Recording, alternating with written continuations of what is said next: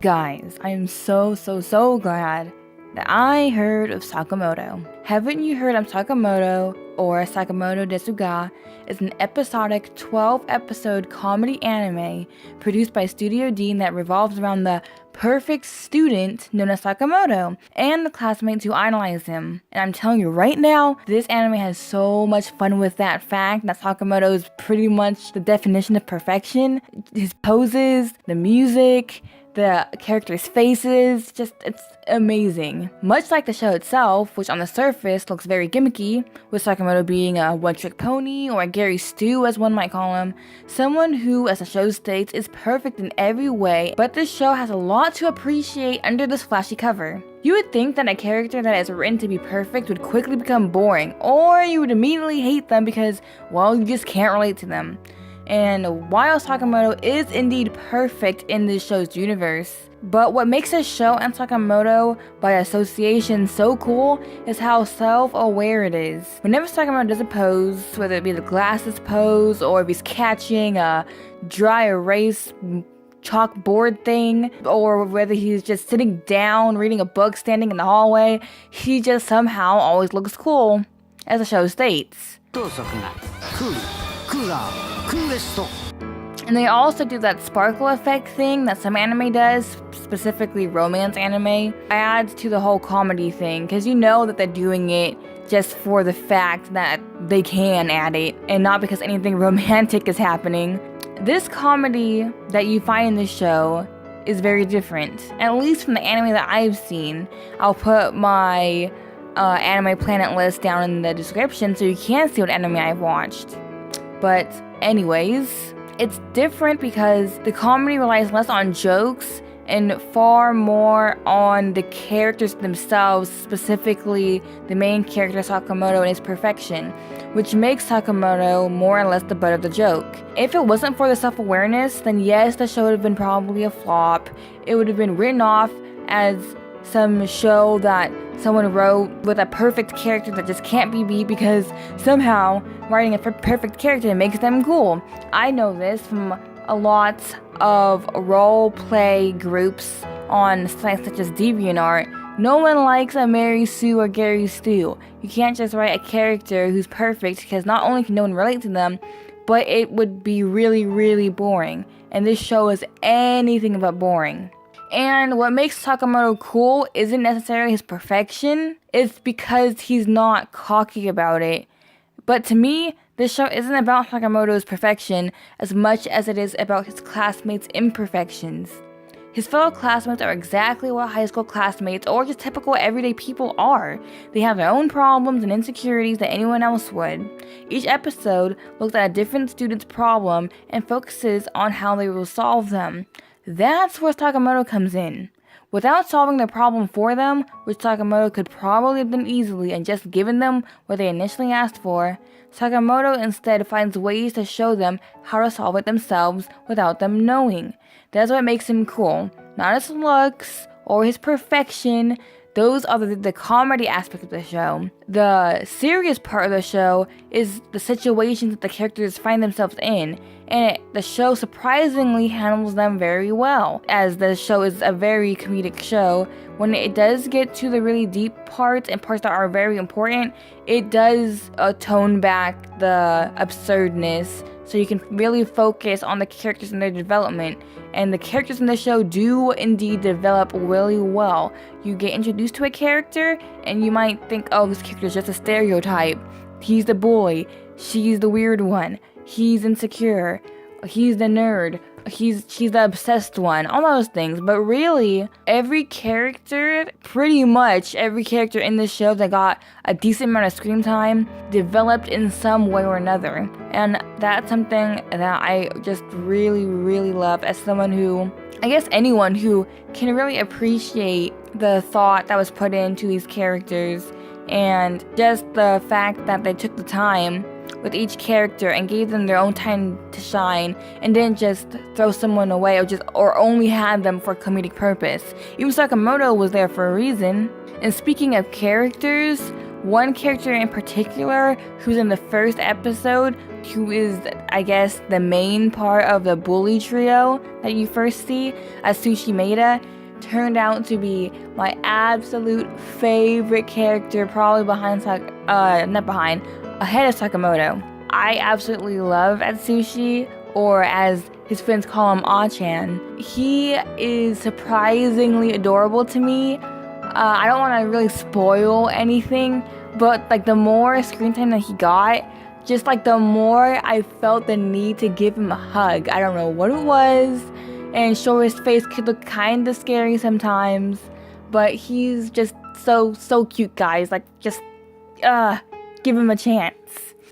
So the fact that this show got me to love who was initially the bully, like, it's just so amazing, because I would never have liked a bully stereotype character in the first place, but they did a really good job with him, as well as everyone else. And the different situations that the characters find themselves in, such as trying to lie and receive money in order to give it to bullies, the show handles in ways where instead of beating the bullies up or trying to shield the victim, Sakamoto brings him into work, where he learns the importance of working for his money and protecting not only what you put your own time and effort in, but valuing himself as a person who doesn't have to deal with this and can stand up for himself. And that's just one example. This show takes on the topics of bullies, infatuation, and delusions. Topics that, despite the show's atmosphere, it doesn't make fun of. And that's another thing that I just found myself really loving about this show. The fact that they can go back and forth between serious and absolute comedy, it was just amazing. Like, there were parts in the show where I was just so into it and like my heart was beating, and then there were other parts where I couldn't stop laughing. There's always some hidden message in what Sakamoto is trying to do for his peers. I felt a real sense of community in this high school setting, which may not happen in real life, if at much at all. Towards the end of the anime, they really come together as a class that just made me so happy. And I know a lot of people dislike their high school experience, or at least they say they do, which I'm pretty sure, that they probably do. A lot of people really don't like the high school experience because of the cliques and just the fact that everyone's kind of labeled. But this show, it takes that high school setting, but then it pretty much kind of like destroys that whole idea. Because at the end, they're all like together and working towards a common goal, which again, I don't want to spoil, but I'm telling you right now, that last episode, I shed some happy tears, and that doesn't happen a lot. There's not a lot of shows that can make me so happy or sad, but in this case happy, where I would actually cry. And this show did it.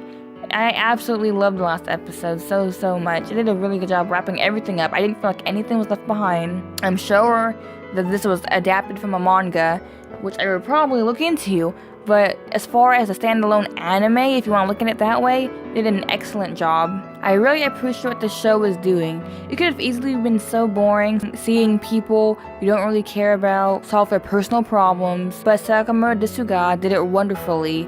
It introduced characters where you really saw how different they are from each other, and then you get to spend a little bit of time with them, see what their problem is, and then the fun part comes in with Sakamoto. How will Sakamoto help this person? And yeah, that isn't something interesting, but with Sakamoto and his absolute perfection, it is really fun to watch unfold. And then when the supporting characters finally do realize what they're doing wrong or what they have to fix, you just can't help the want but to just applaud them and just be like, yeah, you did it, guy or girl, good job. This show hit me in a spot that I really hold dear, being characters coming together in high school, and there's not a lot of spots to hit. So I spent a lot of time trying to think of something that took away from my enjoyment of the show, and I could talk about how absurd it was, or how some of the character designs looked kind of questionable, and maybe how some of them are kind of bland, which you could, that could just be like from the manga, which I'm pretty sure it is. I'm almost 100% sure this isn't an original, but I really couldn't find anything with this show that took away from it that the show wasn't aware that it was doing. It knows it's absurd. It knows that Sakamoto is perfect. It knows all this stuff. So like none of these were really things that took away. It was more things that added to it. Things that I found myself surprisingly enjoying. And what I learned from the show, which it took it over the top for me, was that Sakamoto, with him being perfect, like him and his whole idea, it's just ridiculous, right? He has no flaws. A person like him can't exist, but that's the point. Sakamoto helps the other characters see their faults and they fix it themselves. He doesn't fix it for them. He's not like some superhero. Everything else that he did was just for comedy, and excellent comedy at that. No one can be Sakamoto, but you can learn to stick up for yourself like Yoshinobu. You can find the strength to come out of the shadow like Megumi, and you can love your pros without trying to be someone you're not. You don't have to try and be perfect. All you need is that push from inside yourself. And so, I've decided to give Haven't You Heard I'm Sakamoto a platinum. Yes, I gave the show a platinum. Why did you give the show a platinum, YukiMe? Or Yuki, whatever. I can't even remember my own name. Anyway, it's because this show, it just did so many things right. It found a way to be funny, inspiring, and educational in a way that wasn't boring. And just like, I feel like this show would be a really nice thing for people to watch. The show itself is an excellent example of don't judge it by its cover, right? Don't judge the characters in the show by its cover. Don't judge the show by its cover. Because yes, it is absurd. And that's what makes it really, really fun to watch. Because if it wasn't for that, the show would have been so boring, I'm telling you right now. So anyway, if you agree with this, let me know down below. If you don't, I would also love to know if you guys have seen it. If you haven't, talk about it down below. I will be sure to answer, I promise. So yeah, thank you guys for watching, and I'll see you guys soon. Bye guys.